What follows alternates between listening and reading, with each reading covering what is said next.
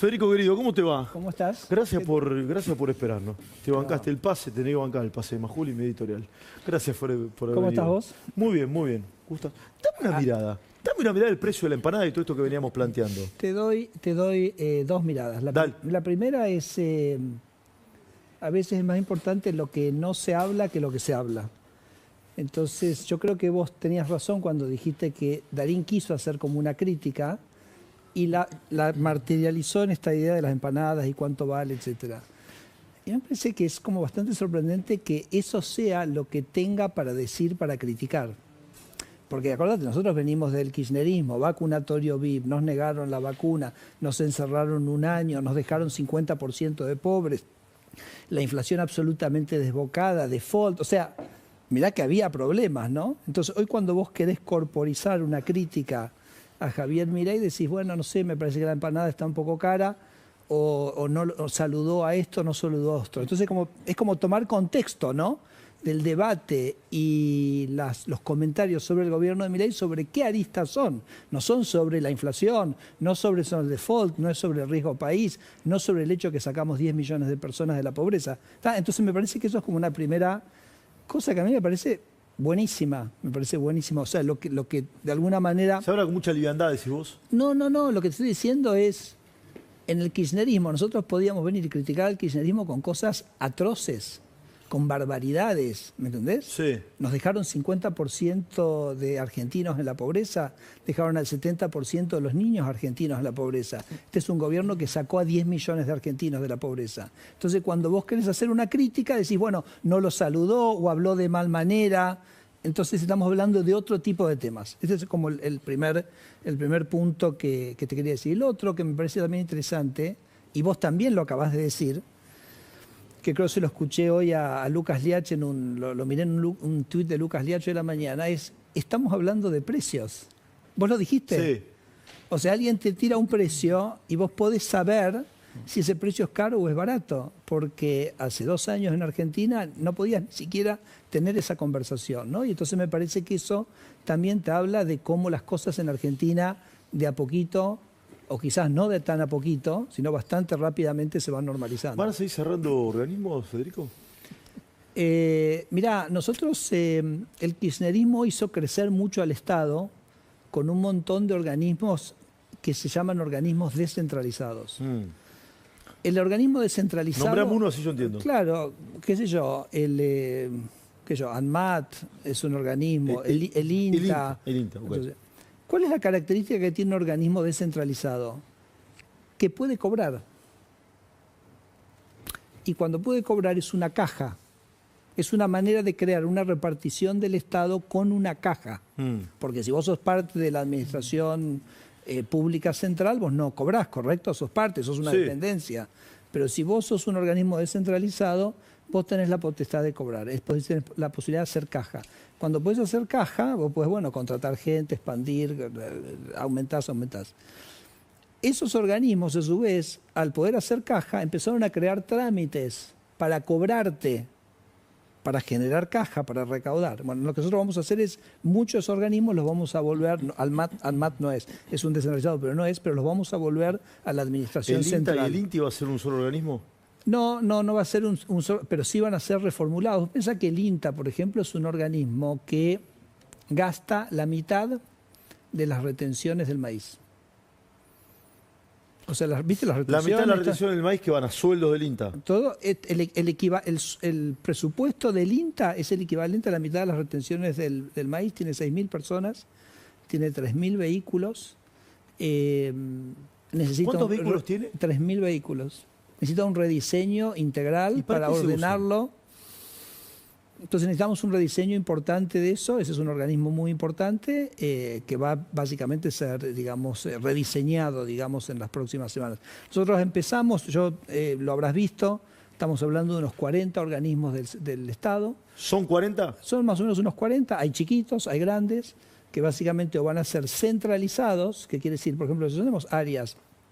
Porque otro tema que tenés muchos organismos, al ser descentralizados, tienen que tener su estructura administrativa. Tenemos organismos que tienen por ahí 100 personas para hacer las funciones del organismo y 100 personas para administrar ese organismo. Que si vos, Esteban, si vos eso lo traes adentro del gobierno, te quedás con las 100 personas que laburan, pero no necesitas soportar toda esa carga burocrática. Te escuché esto en alguna otra entrevista. ¿Hay organismos tan duplicados? Hay duplicaciones en funciones en un montón de casos. Así que bueno, me parece que esto es un trabajo que estamos haciendo, que lo vamos a hacer. ¿Cuándo se va a publicar eso? No, ya empezamos.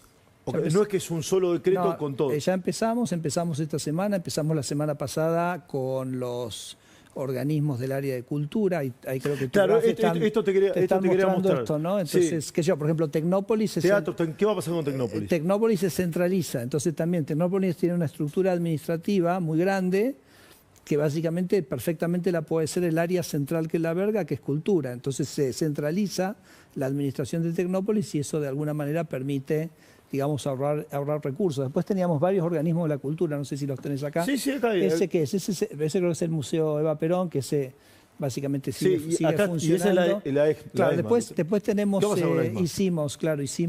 fusionamos 2 organismos de derechos humanos en el Ministerio de Justicia, también lo hicimos la semana pasada, también centralizamos el banco de datos genéticos que está en la jefatura de gabinete. Después vienen una serie de organismos de economía, que es un poco entre los que, por ejemplo, estaría el INTA y el INTI. Se había hablado de vialidad también.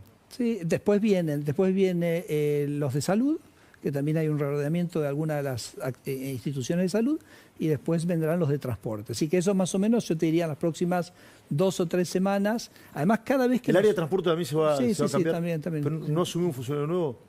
Sí, no, pero a ver, el gobierno es una continuidad, venimos trabajando, los equipos se ensamblan, así que estamos trabajando muy bien con Luis Pierrini y me parece que, bueno, estamos en ese proceso. En las próximas 2 semanas vas a tener, digamos, esta reestructuración que me parece que es muy importante. El presidente nos exige seguir con la motosierra. Acordate, el presidente dice más motosierra. ¿Qué te dice, Federico? ¿Metele la motosierra? A full. A full. Pero te quedan 40 días de motosierra, ¿no? ¿Cómo es eso? No. Digamos, el trabajo, digamos, de ordenamiento del Estado es permanente. Lo que nos quedan los 40 días es para usar las facultades delegadas para rediseñar estos organismos que están a veces por ley diseñados como organismos descentralizados. Bueno, nosotros lo podemos desconcentrar. Pero eso no quiere decir que... Eso no quiere decir que no podamos seguir. Mira, hoy, por ejemplo, salió el número, te lo tiro como primicia. Dale, porque lo voy a... Y te quiero hacer escuchar algo que dijo Cristina la motosierra, pero decime el número. Nosotros en este momento llevamos 47.000 empleados que han abandonado la administración y eso nos genera a nosotros anualmente un ahorro de 2.000 millones de dólares. ¿Y cuántos empleados? Son 2.000 millones de dólares menos, Esteban, de impuestos que le tenemos que cobrar a la gente. ¿Y cuántos empleados más van a cesantear? No, bueno, no tenemos un número, porque nosotros en realidad no operamos buscando un número. Pero van a seguir cesanteando empleados. Pero vamos a seguir. Nosotros hicimos una vez con Javier, él dedicó una reunión de gabinete a definir qué cosas un gobierno libertario debiera hacer y qué cosas no debiera hacer. Entonces, cosas, por ejemplo, que hace el sector privado no las tenemos que hacer nosotros. Cosas que son competencias de una provincia no las tenemos que hacer nosotros. Entonces, nosotros seguimos en ese trabajo de barrido del sector público y donde vemos cosas que no corresponden a lo que pensamos que verdaderamente debiera hacer el gobierno nacional, las vamos a seguir reduciendo. Cristina, el domingo, ayer habló de la motosierra. Te lo quiero mostrar. Dale. Lo escuchamos. Esa construcción cultural de la motosierra que ya no la levantan tanto. ¿Por qué? Porque todos se dieron cuenta que ese horrible instrumento de la motosierra no era contra el Estado, o contra el vecino, o contra el de enfrente. Finalmente terminó entrando en la casa de las grandes mayorías. Jubilados, empleados en relación de dependencia al que no les aumentan los sueldos, o no llegan a fin de mes. Siguen sin entender nada. Cristina sigue sin entender nada. No entendió nada. Porque la motosierra es lo que permitió sacar de la pobreza a 10 millones de argentinos que ellos mandaron a la pobreza. La motosierra no es cruel. Es todo lo contrario. Lo que es cruel es un Estado grande que le exige a los ciudadanos financiar ese Estado. Entonces el kirchnerismo, el gobierno donde la señora Cristina Fernández de Kirchner era vicepresidenta, que llevó la inflación a niveles escalofriantes, que se financiaba con emisión monetaria. Y sabemos que la emisión monetaria genera inflación. Y la inflación es un impuesto a los pobres. Entonces los pobres estaban financiando ese Estado grande. Lo que hace Javier es decir, voy a hacer el Estado más pequeño, te voy a bajar los impuestos. El primer impuesto que bajó fue el impuesto inflacionario y eso fue lo que permitió recomponer los ingresos de los más desfavorecidos. Te quiero mostrar esto también que Sí. le cantaban a Cristina y después te quiero pedir algunas miradas vinculadas con la economía, aranceles y otras cuestiones. Dale, míralo.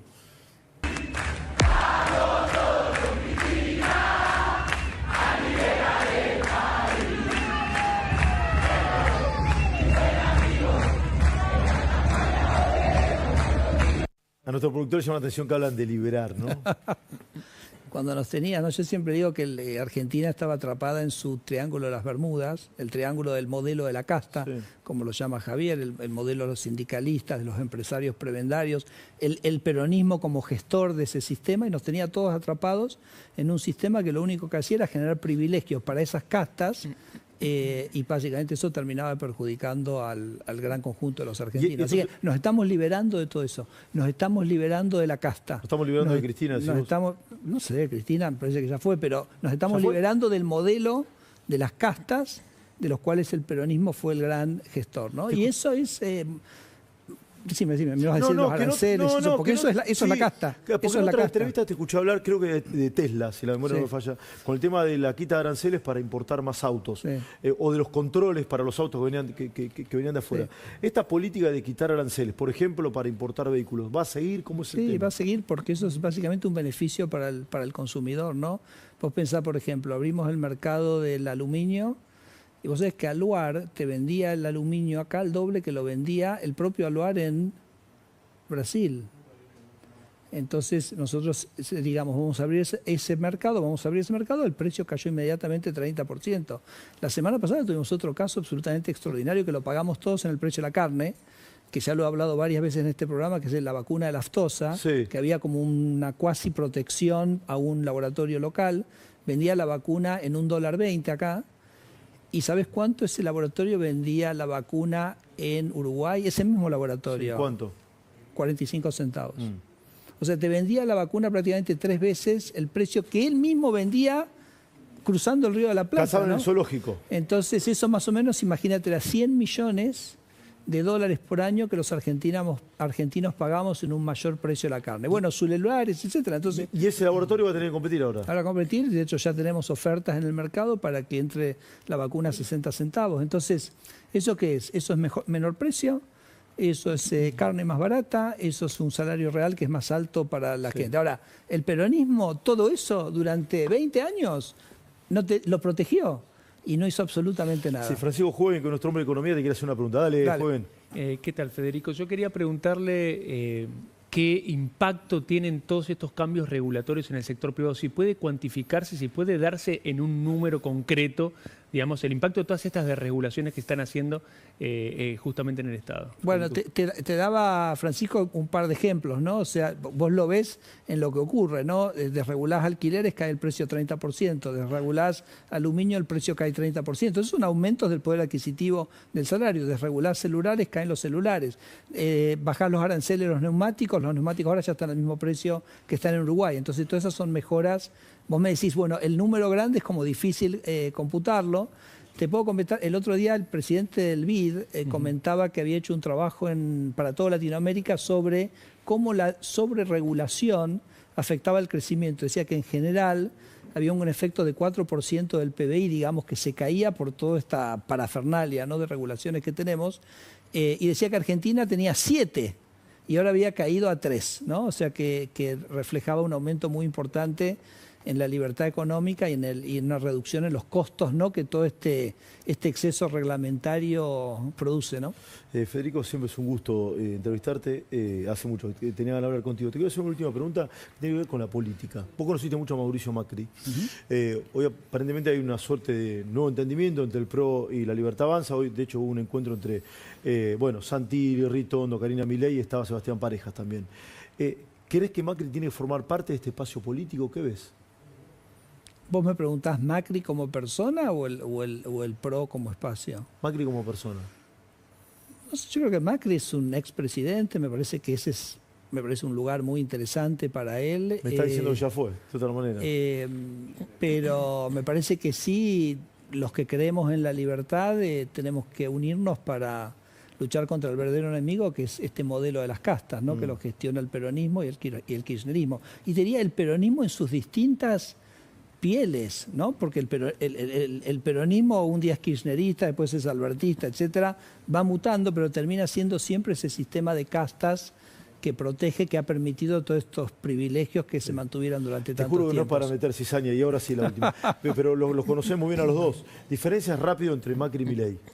A ver, me gusta más enfatizar las cosas buenas de Javier, ¿no? Okay. Entonces, Javier es un líder excepcional por varios motivos. Primero, porque es una persona que te da mucha confianza y te apoya permanentemente. Entonces, en ese apoyarte, te empodera y te permite avanzar, ¿correcto? Es una persona que da mucha libertad. Entonces podemos trabajar, es una persona que confía. Por supuesto, es una persona que si uno comete errores serios, te fuiste, ¿no? Entonces me parece que es un balance que me parece que es muy sano, una persona tremendamente cariñosa, más allá que vos quizás lo ves a él dando esa batalla cultural, ¿correcto? Pero interno hacia el equipo es una persona con una calidez y un cariño increíble, y me parece que sobre todas las cosas a su vez al equipo le da una extraordinaria claridad sobre lo que tenemos que hacer, ¿no? Y entonces él dice, nosotros queremos tener superávit fiscal, ese superávit fiscal lo vamos a lograr bajando el gasto, eso nos va a permitir bajar impuestos, y queremos que haya libertad económica, ¿no? Entonces muchísima claridad, muchísima confianza, muchísimo apoyo, muchísimo afecto. Considero que es un líder verdaderamente excepcional. Federico, un gustazo. No. Sí, la próxima hablamos de fútbol, ¿te parece? No, de fútbol. eso no. Gracias, Federico Trucena. Gracias, chao, Así hasta luego. seguimos, dale.